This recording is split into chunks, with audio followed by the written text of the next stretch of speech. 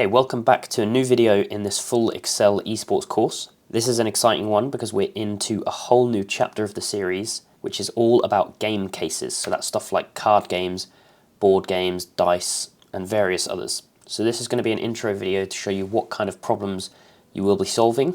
Typically, game cases are a bit more like financial models because you have a variable of time. So financial models, you'll normally model financials over time. That's one of your kind of dimensions. Well, with game cases, there's typically turns or things that happen throughout a game in a timeline. So there's a lot of kind of financial modeling skills that lend themselves to solving these game cases. You will also be using all of the concepts we learn in the rest of the series so far. So the fundamentals led on to solving the data type cases, and the concepts we learned there will follow on to help solve these game type cases. So if you're a beginner, I would recommend going back and watching the series in full. There's also more to come, so subscribe if you want to see those. So I just want to show some examples of the types of things we will be solving. So game cases can include things like card games, and you want to do things like splitting cards down into their suits and their component values. And this can cause some trouble because like jacks, kings, queens are not numbers, they're letters.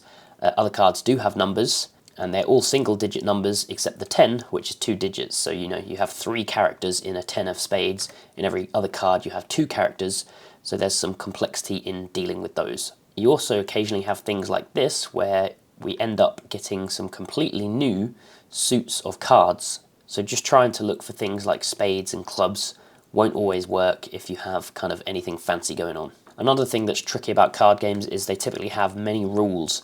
So there's a lot of reading and kind of modelling required. And because of all these factors, we're going to have a whole video on how to deal with card game cases. Another type of game we might encounter is a dice game. So you'll typically take turns rolling dice, and we need to convert those dice into numbers. So we'll have a video on how to solve that problem, as well as board games.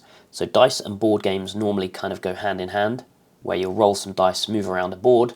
And one problem with moving around a board, if we just visualize it here, is that it cycles round. So we'll need to use mod formulas, which we've covered a little bit already, to kind of cycle around a board because they often go in a loop. Another tricky element on board games is that when you land on squares, sometimes you can't land on them again, or the thing that you might collect from that square is now not available to you or other players in the game. Another common one that occasionally comes up is things like darts. We've also had bowling, pinball. So darts here, can be tricky because you might hit double, single, triple. So you need a way to map all those kind of scores out. Pinball is a tricky one because you had certain effects come into play when you hit switches. So you had an acceleration and a deceleration effect here. So we'll talk about how to turn things on and off in your model in the most simple way. We've even had things like whack-a-mole, where you hit a square, and once it's hit, it's no longer available. And then another type of game case, which you may not intuitively think is a game case, is modeling like RPGs, typically attack turns. So you may have a hero that's attacking, a villain, and the hero will attack, then the villain will attack, and so on. So you need to know how to cleanly model out each turn of the first player attacking, then the second player attacking, and so on and so on. So in something like Clash of Titan here, you had a squad with various attack and health attributes, and they were going against some titans, and you needed to model out the turns of each of these attacks. So if you were to look at this, you might think it's a data case and you're pulling kind of data out, but really it's a game case because you're modeling turns along a timeline of something happening in a game. Then I mentioned dice earlier. We have had examples of other dice like this where you have a 7d4. Again, this is another case a bit like an RPG where we will model out turns between our character who levels up and a monster. Now, just to reiterate how often kind of game cases come up and how important they are to learn, is the number one fan cases, which is kind of the qualification cases for the World Championships.